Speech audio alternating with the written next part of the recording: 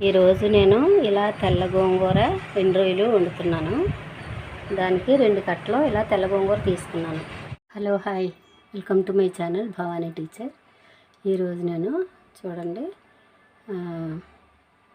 గోంగూరను 2 రోజులు చేస్తున్నాను కర్రీ. గోంగూర అంటే తెల్ల గోంగూర. స్టవ్ ఆన్ చేసుకుని ఒక డిష్ పెట్టి దానిలో ఫస్ట్ కొద్దిగా వాటర్ వేసి ఇలాగ బాగా కడిగి 2-3 సార్లు నీళ్ళల్లో వేసి పెట్టుకుని ఈ గోంగూరని నీళ్ళల్లోంచి ఇలాగ కాస్త పిండి వేస్తాను. వేసి ఉడికించాలన్నమాట. ఫస్ట్ ఇదంతా నా స్టైల్.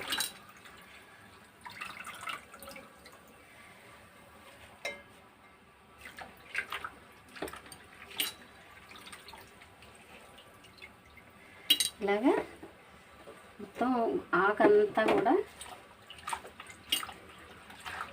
కడిగి నీళ్ళు పిండేసి ఇలా వేసుకోవాలి.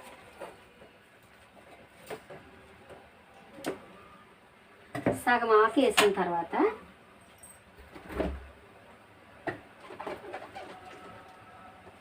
ఈ కర్రీకి ఎన్ని కావాలో అన్ని పచ్చిమిర్చి వేసుకోవాలి. పచ్చిమిర్చి కూడా ఈ నీళ్ళల్లోనే వేసి కడుగుతున్నాను.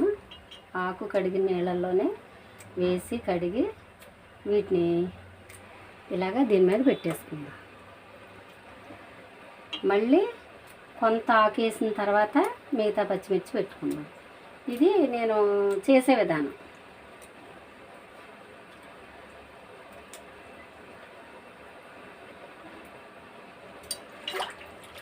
మళ్ళీ కొంత ఆకు వేద్దాం.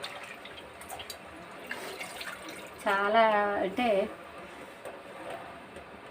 ఇంకా ఏంటంటే టేస్టీగా కావాలంటే కొంచెం పచ్చిమిర్చి ఎక్కువే పడతాయి. ఇలా వేసుకుందాం. ఓకే, మొత్తం మిగతా ఆకంతా పైన పెట్టేస్తాం.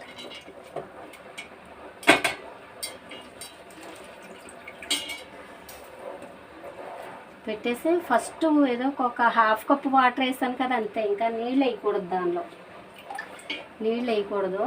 తర్వాత పచ్చిమిర్చి ఇది గోంగూర ఒకటే పెట్టాం కదా, దీన్ని మూత పెట్టి ఉడికించుకుందాం.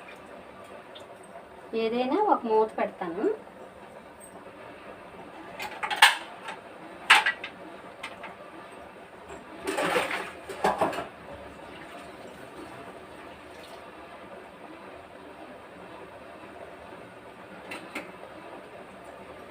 మూత పెట్టి ఉడికించుకుందాం. అయితే ఈలోపు అది పొంగిపోద్ది కదా, కొంచెం పైన ఇలాగా కాస్త నొక్కుదాం. ఏదైనా పెట్టి నొక్కుదాం.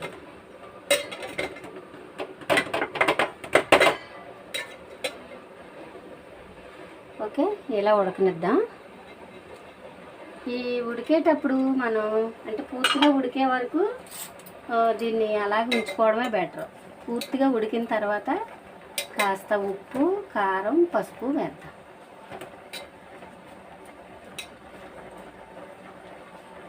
కొంచెం ఉడికాక పసుపు, ఉప్పు, కారం వేద్దాం.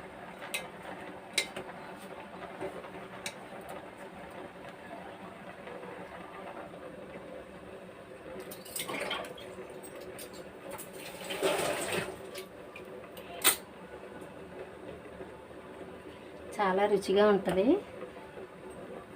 నాన్ వెజ్ తినే వాళ్ళకి బాగా తెలుస్తుంది అన్నమాట. టేస్ట్ బాగుంది అనిపిస్తుంది.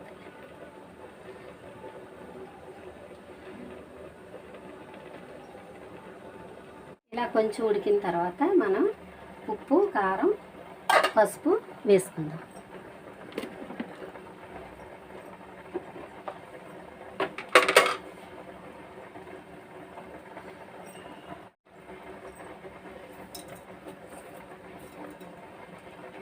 ఉప్పు, కొంచెం కారం, పచ్చిమిర్చి ఎక్కువ వేసాం కదా, కారం కొద్దిగా వేస్తే సరిపోతుంది. తర్వాత కొంచెం పసుపు,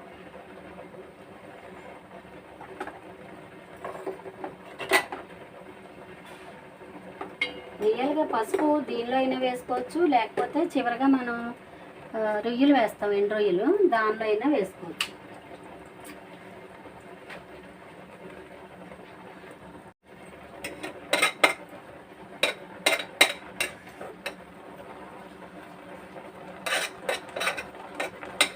ఇప్పుడు ఉప్పు, కారం, పసుపు వేసాక ఫ్లేము మీడియంలో పెడదాం.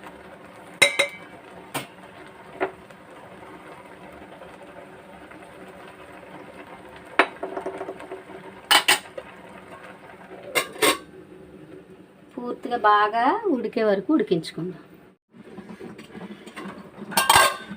చూడండి, ఇంతవరకు ఉడికిన తర్వాత మనం ఈ పచ్చిమిర్చి చూడండి ఎలా తెల్లగా వచ్చాయి కదా, గ్రీన్ కలర్ నుంచి లైట్ గ్రీన్గా వచ్చాయి కదా. ఇప్పుడు దీనిలో ఉన్న వాటర్ అంతా కూడా మరి డ్రై అయ్యే వరకు ఉడికించుకోవాలన్నమాట. ఓకేనా? ఇది ఇలా ఉడుకుతూ ఉంటుంది. మనం ఈ పక్కన ఏం చేద్దామంటే ఒక డిష్ పెట్టుకుని మిగతా ప్రాసెస్ చూద్దాం. కట్ల గోంగూర కాబట్టి 2 ఉల్లిపాయలు తీసుకున్నాను. ఇవి ముక్కల కింద తరుగుతాను. ఇప్పుడు చూడండి, నేను పాను వేడెక్కింది కదా, కొద్దిగా ఆయిల్ వేస్తున్నాను. ఆయిల్ వేసి 2 కట్ల గోంగూర కాబట్టి 2 ఉల్లిపాయలు ఇలాగా తరిగి పెట్టాను. తర్వాత కొద్దిగా రొయ్యలు ఇలాగ 10-15 రొయ్యలు ఇలాగ బాగా క్లీన్ చేసి కడిగి పెట్టాను అనమాట. ఇప్పుడు ఇది వీటిలో వేసేద్దాం.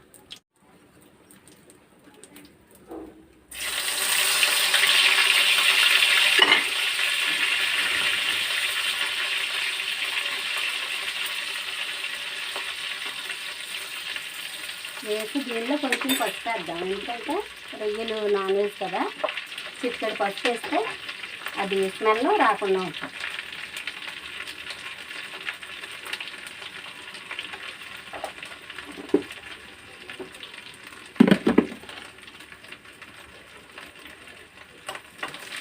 ఇలాగా బాగా వేగిన తర్వాత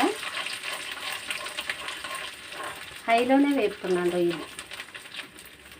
బాగా వేగిన తర్వాత మనం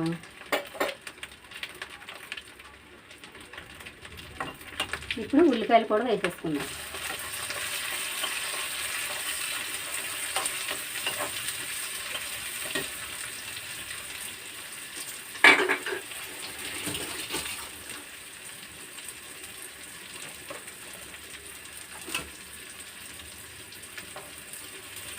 ఇలాగా బాగా రొయ్యలు ఈ ఉల్లిపాయలు బాగా వేయించుకుందాం.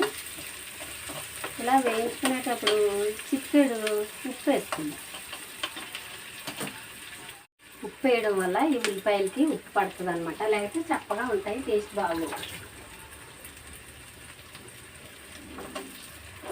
కొంచెమే పసుపు వేసాను, తర్వాత కొంచెం ఉప్పు వేసాను. వీటికి సరిపడా ఒక 1/2 స్పూన్ ఉప్పు వేసాను అనమాట. వీటిని బాగా వేయించుకుందాం. ఈలోపు ఇది చూడండి, బాగా దగ్గరగా ఉడికిపోయింది. చూపిస్తాను. ఇదిగో ఇలాగ బాగా దగ్గరగా ఉడికిపోయింది. ఓకేనా? ఏమాత్రం నీళ్ళు లేకుండా ఉడికిపోవాలి.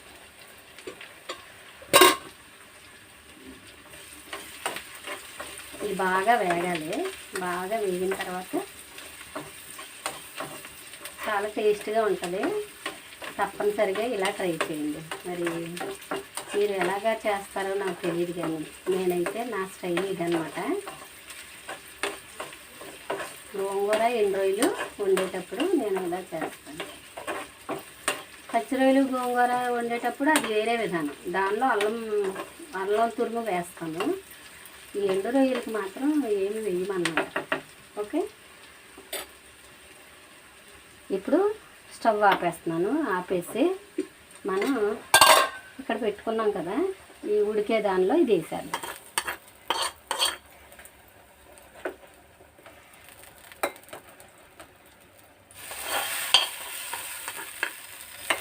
ఎందుకంటే ఆయిల్ కాల్చి ఉండిపోద్ది కదా, అందుకని కొంచెం ఆపేసి క్లీన్ చేస్తున్నాం. ఇప్పుడు ఏం చేయాలంటే మనం దీన్ని కొంతసేపు ఉడకనిద్దాం. ఇలాగా ఒక 2 మినిట్స్ ఉడకనిద్దాం. నాకైతే కొంచెం కారం చాలనట్టుంది, నేను కొద్దిగా వేస్తాను.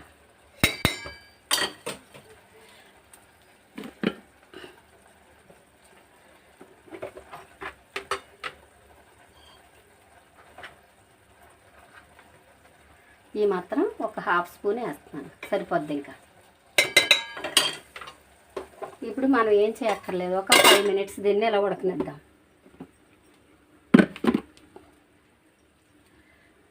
ఒక 5 మినిట్స్ అయింది. ఇప్పుడు మనం ఏం చేద్దాం అంటే, నేనైతే ఈ పప్పు గుత్తితోటి రుబ్బేస్తాను. అలా కాకుండా మీరు తప్పనిసరిగా ఇంకా బాగా మెత్తగా కావాలి అంటే బాగా చల్లారిన తర్వాత మిక్సీ జార్లో కూడా వేసుకోవచ్చు. ఓకేనా? నేనైతే దీంతో తిప్పేస్తాను. ఇలా వేడివేడిగా ఉన్నప్పుడే రుబ్బుకోవాలి ఇలాగా. ఒకవేళ మిక్సీ జార్లో ఇంకా మెత్తగా మిక్సీ జార్లో వేసుకోవాలి అంటే మాత్రం బాగా చల్లారిన తర్వాత వేసుకోవాలి. మర్చిపోవద్దు, వేడిగా ఉన్నప్పుడు జార్లో వేస్తే జార్ పాడవుతుంది.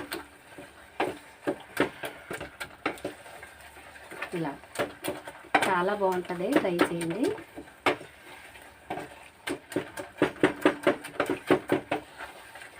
నేను ఇంకా ఫ్లేమ్ ఉండగానే ఇలా చేస్తున్నాను. తర్వాత ఇలాంటి కర్రీ చేసుకునేటప్పుడు ఇలాంటి చిన్న కొంచెం క్లోజ్గా అంటే ఇలాగ మూసి ఉన్నట్టుండే డిష్లే బెటర్ అన్నమాట. పాన్లు అలాంటివి కాకుండా ఇలా మూసినట్టు ఉండే ఇలాంటి డేక్షాలు బెటర్ ఇలాంటి కర్రీస్కి, అంటే ఇగురు కూరలకి. ఇది చాలా బాగుంటుంది, ఒకసారి ట్రై చేయండి. దీన్ని తెల్ల గోంగూర లేకపోతే గణాచారి గోంగూర అంటారు. నేను 2 కట్టలు తీసుకున్నాను. ఓకే, అయిపోయింది. ఇప్పుడు నేను స్టవ్ ఆపేస్తాను. స్టవ్ ఆపేసి మూత పెట్టి 2 నిమిషాలు ఉన్న తర్వాత మనం సర్వ్ చేసుకుంటే ఎంతో టేస్టీ గోంగూర ఎండు రొయ్యలు రెడీ అయింది. Okay, bye.